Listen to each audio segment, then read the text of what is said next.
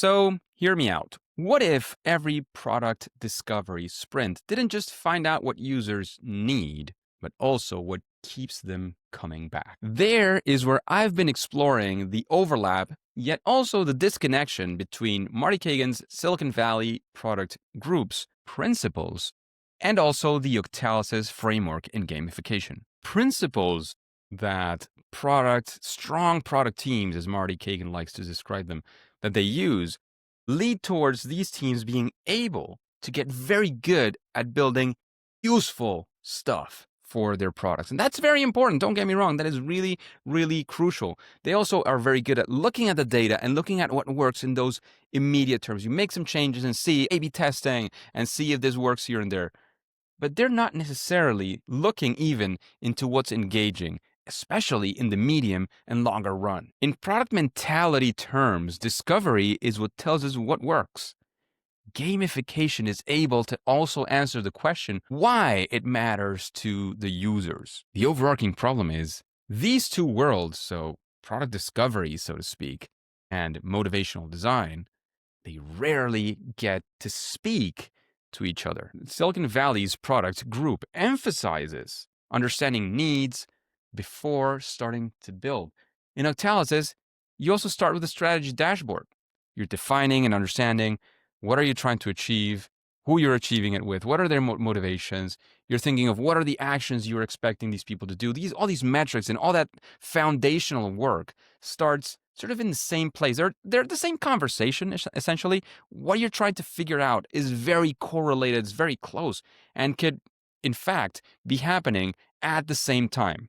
But of course, each of these two happen through very different lenses, which is something that can be sometimes hard to integrate. You could even say that this whole mindset of minimum viable products or MVPs can be mapped to some of the steps in the Octalysis framework, mainly things like the power and ease feature list, maybe a little bit of the brainstorming, maybe a little bit of battle planning. But essentially, what you're thinking is that if you run through these processes, you can come up with a better MVP. And I'm not saying better here because I know product mentality also talks about, you don't want to build it bigger, you want to build it smaller to test it out. And I'm not saying bigger, but better focused, with better hypothesis to better understand more things, including motivation. And that is a place where you can actually start exploring how that can look like. When we try to integrate these two frameworks, it's just because the result can be something so much better. It's not just about building functional products, which is great. They have to be functional.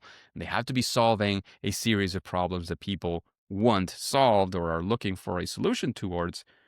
But we also are building motivating systems that sustain that engagement long after they figure out, like, oh yeah, this could be a solution for me. How can I integrate that into whatever daily, weekly, or monthly usage that I'm looking for after the launch? It's not just that data that you gather immediately and very fast for the next iteration. Is how does this look like in the longer term? So in this episode, what I'm looking towards is making that first initial exploration on how Silicon Valley's product group, or Marty Cagan in general, their flow and their principles can align to the Octalysis process. And also where we might start to think about building some bridges to be able to connect those parts that are not very well connected. So if this has gotten you curious, and you definitely see how, the few minutes that we have left in this video are not going to be enough, and you want to dive deeper into what this could mean for you, especially even more what it could mean for your product and your product team, please go ahead and look at the link that we have in the description, because I'd really like to chat with you to understand how this could be of use for your specific situation. So there are, sort of three integration points, sort of ways and places where I see things can be coming together. And I also have a place where things are like rather dark in the sense that they're really, really going to be hard to see how we build those bridges. So let me share that with you. In general, when you're thinking about how the discovery of products happens, you see when a team is looking and in finding these very strong needs, and they figure that out, they build for that, but then the product is great, it is able to achieve those things that the user wants. The problem is what comes after. You build a product, people liked it, they discovered it, and this is going back to Octalysis terms. The people discovered it in that user or that player journey. They went from discovery to the next step. So depending on how you build it, that should be an onboarding phase. You might be lucky in many ways and have that onboarding. And then getting into the scaffolding, the problem is you're not catering necessarily for getting people through those phases, not just because they want to achieve the result or the function that you're building for, but because they want to get to those win states where they say, yay, I achieved this. I want more out of this. And it usually has to go well beyond, oh yeah, the product promised this and I got that, or that small piece of that so I can go on to the next step. Usually these results are not very immediate, so you don't get to a strong win state early on.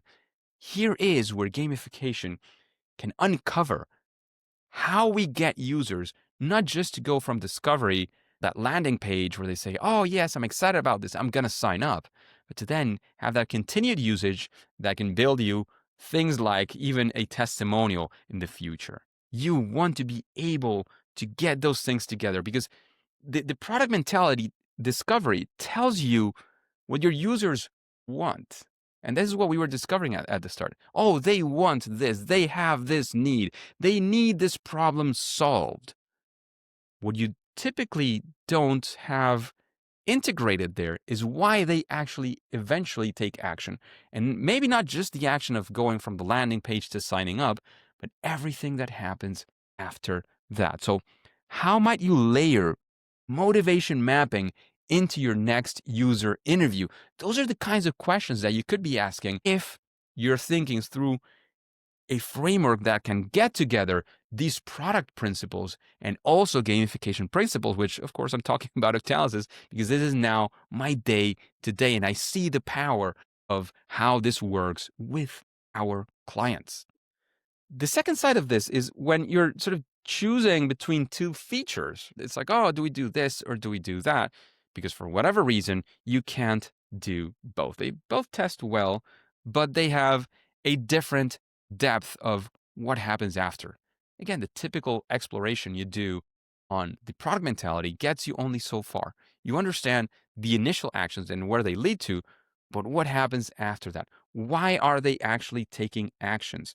How do you prioritize which of these features has more power or because here the product mentality tends to be pretty good with a strong product team. Developers are very well involved and engineers are very well involved in the whole process. So you really tend to understand how difficult it is to build.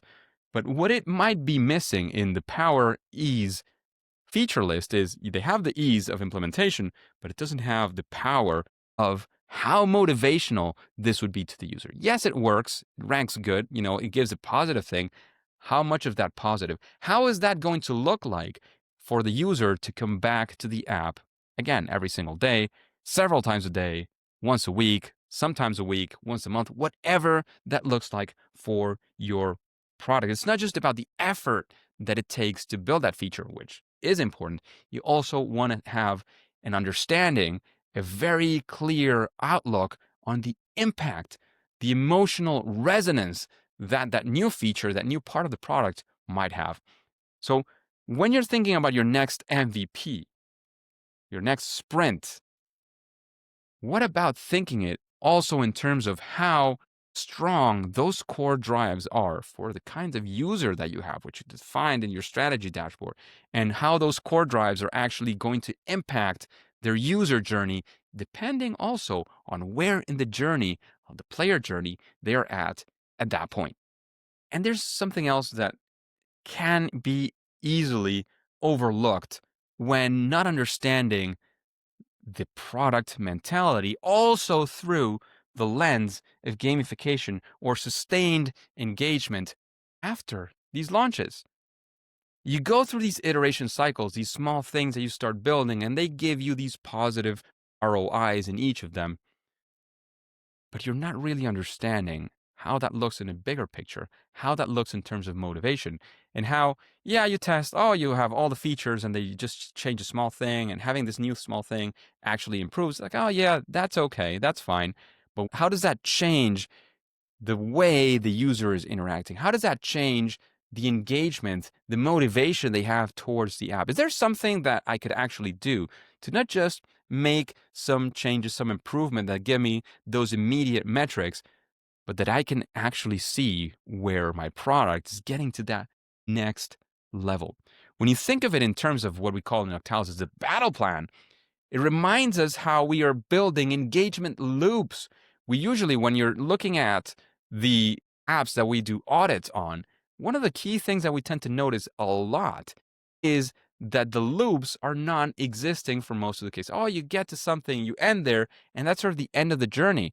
What about if that action leads you once again, whatever way is meaningful? If you're thinking about the motivation of your users, how can that lead all the way back to getting them to come back? It's not just about achieving that objective, but how that objective helps you understand things better further. And in the battle plan, this is one of the things that we're taking care of. We're looking into those game loops where people come back for the right reasons. So how can you plan for sustained motivation beyond that launch, beyond the users achieving a certain objective? How does that actually feed your user in terms of motivation to want to come back even more than before? Because they achieved that, they feel great about it, and now they also want to perform the next great thing.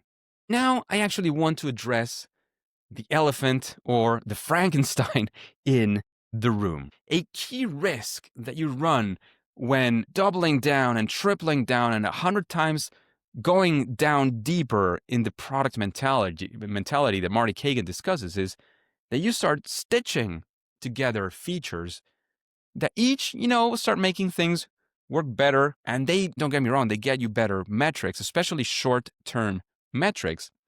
But you start to struggle with that systematic view, that systematic understanding of what is going on, not only, of course, in terms of motivation, but you're just sort of adding many things. And eventually, those many things, if not understood correctly, it's really easy to fall into, oh, now we have this huge blurb of different things. How do we understand it? We might want to make an overhaul of the app because this or that reason, or we change slightly the vision, or we have, sort of a new kind of user coming in. How do we sort of cater for all of these nebulous different things stitched together? So especially when, and I've mentioned this a couple of times, when we have this classic view of data, in rapid product cycles, this is definitely the case, right? You're looking at the data. Oh yeah, A/B testing, A/B testing, A/B testing. Oh yeah, this worked better. You are not really looking into the things that happen after that immediate motivation. In Octalysis terms, you would say that you're only tapping into that black hat motivation. And you could see how many games were very black hat driven. Like, oh, you don't want to miss out, or you need to come back. There's a lot of scarcity. There's a lot of casinos do this, where of course you can do this and do this and do this, but eventually people can just be burned out. Or, the motivation is not there to sustain it in the future. It's like, oh, do it now, do it now, do it now, do it now. And yeah, you do it now, but eventually the do it now is not enough. Or it's like, oh, if I get off the cycle, I might finally manage to be able to get free of this sort of addiction that I get here. So what it is usually lacking when you have this very strong data focus is that you have all these things being stitched together and looking at the immediate results, which is what Black Hat tends to give you. So the final product tends to be very Black Hat oriented. The problem is what happens in the longer run. It's harder to view this in that very data-driven mentality. When you're building that piece by piece in terms of sprints, you can easily end up with this Frankenstein, as I was saying before, because you're lacking an overarching theme, an overarching view, because you lose out on that power of building what could be called a cohesive, a systematic experience. Here is one of those places where I see there needs to be built a bridge, because the way this is typically worked is like, oh, we build all these profiles and we do all this huge work, which is exactly the opposite in some ways of what the product principles would tell you. It's like, oh no, do these small things. So this one has that thing you could say in the product mentality. It's like, oh, you're building too large and you don't know what's going to happen. And here we have the huge problem of also building a Frankenstein that is built only on Black Hat motivation. So how can we account for a proven process, scientifically proven with all the clients that, for example, the Octalysis Group has had? It is a proven process like Octalysis. how can we help this very strong methodology also fit into the principles of product thinking? This is a place where I still believe there is a significant bridge to build, and something that I will personally and professionally be exploring more in the future. So just to wrap it up, the Silicon Valley's product group's mentality and principles, they bring us clarity and speed. Octalysis framework, gamification gives us that heart, that drive. Together, I do believe that they can help us build products that people stay with, not just start with. And if you would like to explore this any further, if there's anything else you would like to see in these terms, something that you would like to look into, understand, I would definitely invite you to click on the link that I have in the description so we can chat about this even further and understand especially how this can work for your situation and for your product. And as you know, at least for now and for today, it is time to say that it's game over.